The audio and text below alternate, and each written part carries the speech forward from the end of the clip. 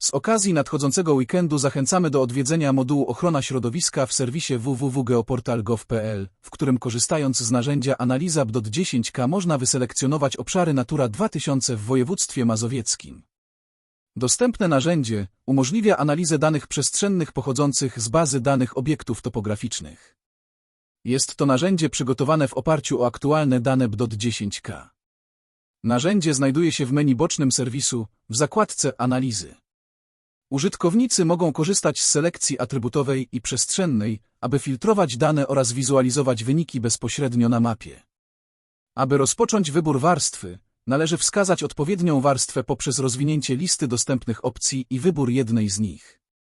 Możliwe jest również zawężenie listy poprzez wpisanie fragmentu nazwy w polu Wybierz warstwę, dzięki czemu można szybciej odnaleźć interesującą warstwę.